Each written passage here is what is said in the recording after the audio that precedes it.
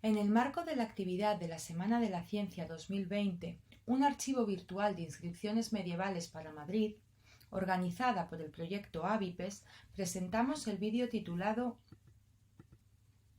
Un conjunto epigráfico de lujo en el Museo Arqueológico Nacional, el Tesoro de Guarrazar, redactado por Isabel Velázquez y Sonia Madrid.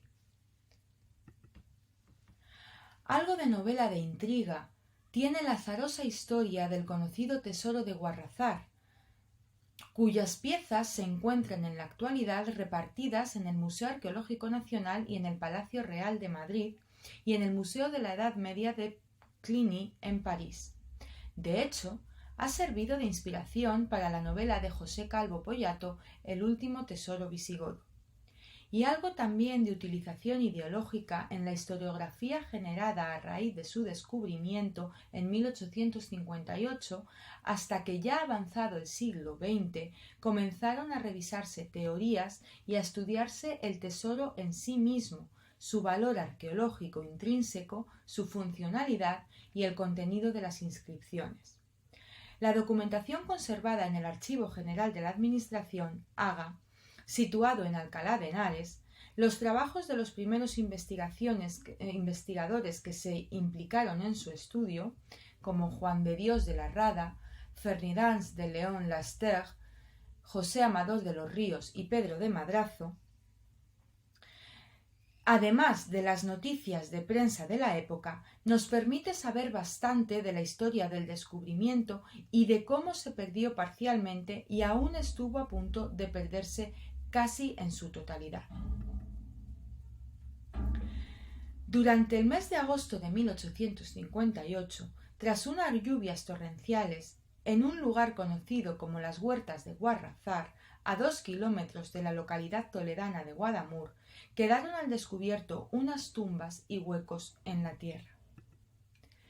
De forma casual lo vieron dos vecinos del pueblo, Francisco Morales y María Pérez, un matrimonio de labriegos, quienes junto a su hija observaron que algo brillaba en el interior de una olla. Durante la noche y con faroles descubrieron coronas y cruces de oro y piedras preciosas. Sin saberlo, otro vecino de Guadamur, Domingo de la Cruz, les observaba y se acercó en otro momento descubriendo otras joyas en otro escondrijo.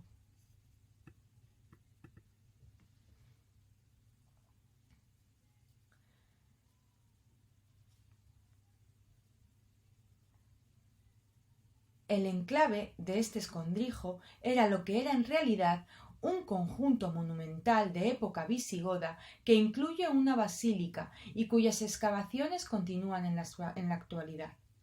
Uno y otro descubridores escondieron los hallazgos en sus respectivas casas, pero pronto, cada uno por diferentes procedimientos, comenzaron a vender a plateros de Toledo numerosas joyas y piedras que iban desmontando de las diversas piezas.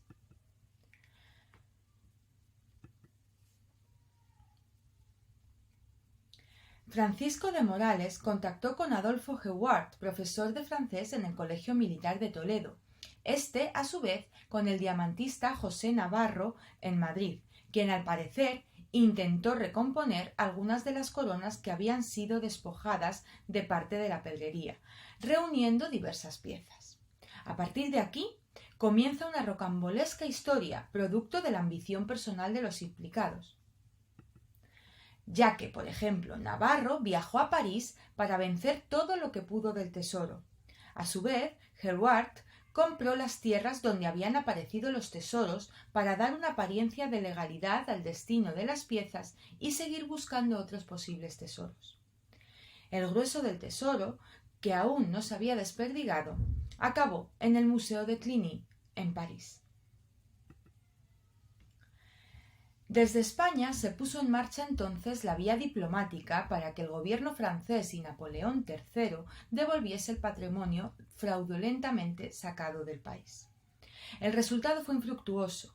También se inició la investigación por vía judicial para averiguar qué había sucedido. Domingo de la Cruz, el otro vecino que se había quedado con parte del tesoro, negaba haber encontrado y vendido nada, pero cuando ya no podía dar salida a las piezas que le quedaban, terminó por regalarle a la reina Isabel II algunas piezas, entre ellas la corona de Suintila, que después desaparecería para siempre, robada en 1921 de la armería del Palacio Real. No fue hasta 1940 cuando el gobierno del general Franco inició conversaciones con el del mariscal Pétain para intercambiar bienes culturales.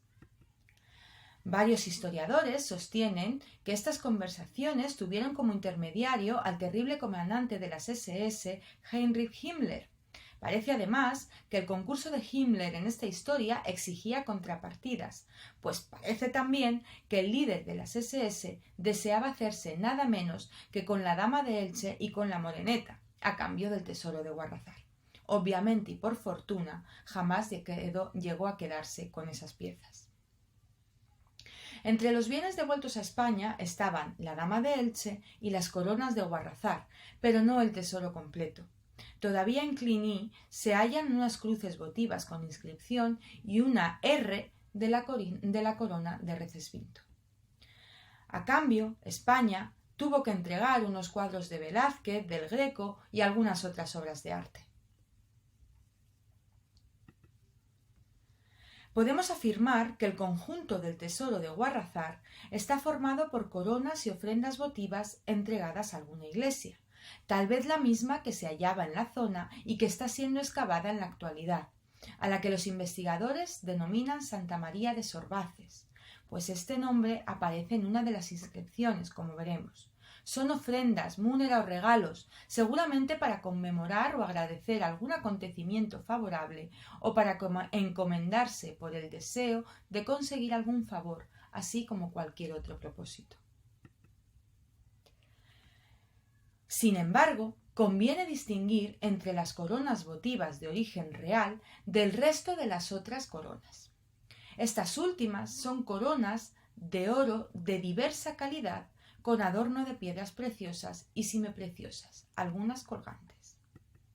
En cambio, las primeras, las coronas votivas reales, se caracterizan por un mayor lujo y sobre todo por tener joyas en forma de letras colgantes que conforman el texto de la inscripción de las coronas.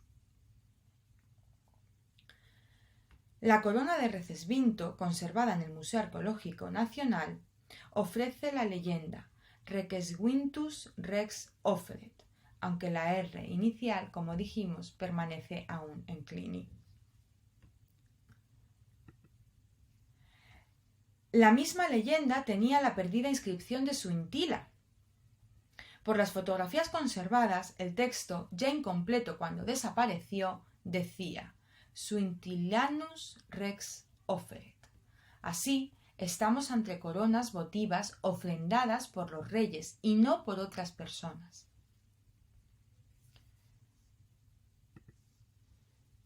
A este propósito, procede recordar aquí la existencia de un tesoro muy similar hallado en Torredonjimeno, en la provincia de Jaén, entre cuyas joyas se conservan restos de una corona votiva real. Tradicionalmente se ha pensado que se trataba de una corona dedicada a las santas Justa y Rufina, pero un estudio detallado de las mismas indica que se trata de otra corona votiva real, aunque no podamos saber el nombre del rey, dado lo incompleto de las letras conservadas.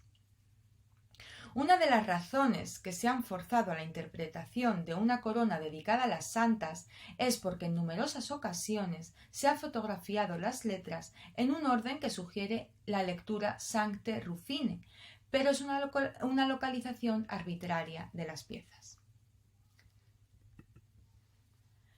Volviendo al tesoro de Guarrazar, del resto de las coronas votivas hay una sola que presenta inscripción, pero de características muy distintas. Es la corona del abad Teodosio dedicada a San Esteban. Una corona de oro formada por una lámina partida en dos mitades unidas a modo de bisagra. El texto se halla inciso en la zona central de la corona, a lo largo de dos mitades. Offeret minusculum sancto Stefano Theodosius Abba.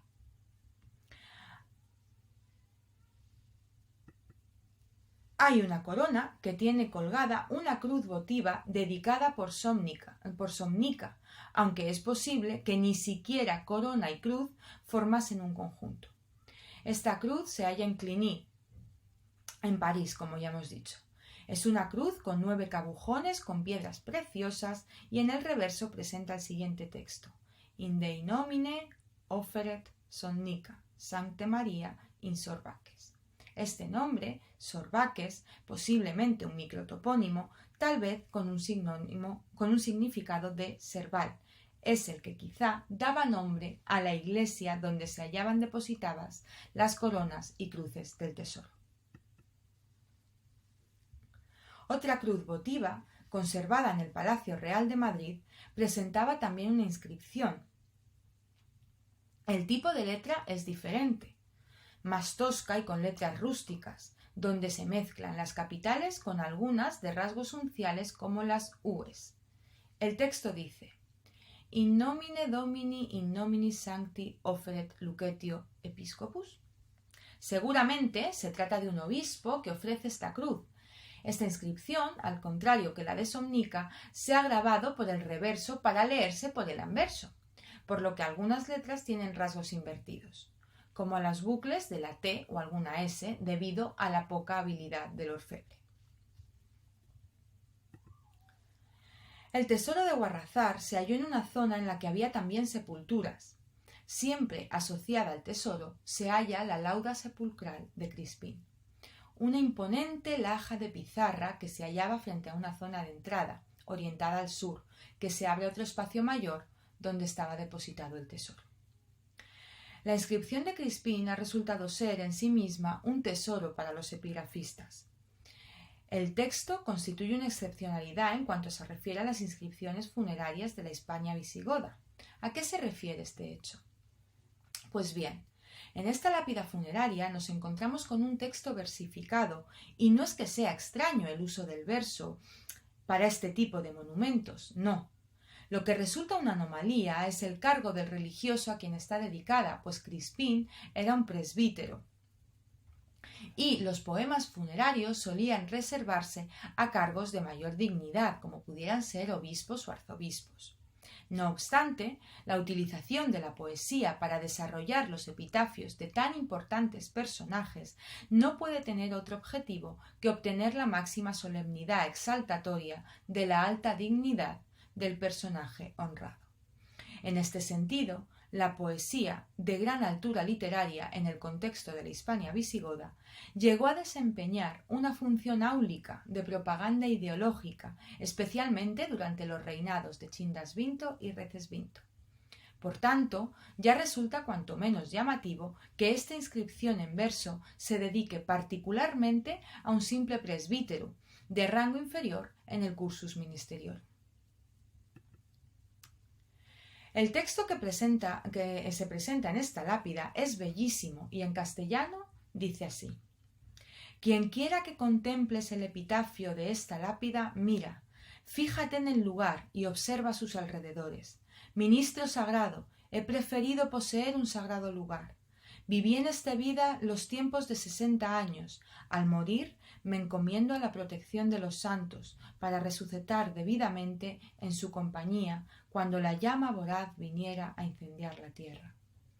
Acabado el curso de la vida, Crispín, presbítero, pecador, aquí descansó en la paz de Cristo, año de la era 731. Gran parte de la belleza de este texto tiene que ver con que toda la segunda parte del poema es una adaptación del epitafio de Reciberga, la mujer del rey Recesvinto y nuera de Chindasvinto, que realizó el poeta Eugenio de Toledo, uno de los más grandes escritores visigodos y quizá el más imitado por contemporáneos y sucesores. Así, cada pieza del tesoro de Guarrazar constituye una verdadera riqueza del patrimonio nacional cultural que además tenemos la suerte de poder visitar aquí en Madrid. Y si queréis saber más acerca de él, podéis consultar los títulos bibliográficos que tenéis en la pantalla. No nos gustaría acabar, sin embargo, sin lanzaros una pregunta reto. ¿Conocéis alguna inscripción que llame al viandante y le pida que se detenga, que intente interactuar con él? Decidnos cuál y de qué época es. Para participar en el concurso, enviad vuestras respuestas a los correos electrónicos de las profesoras Isabel Velázquez y Araceli Estriano. Un saludo y hasta luego.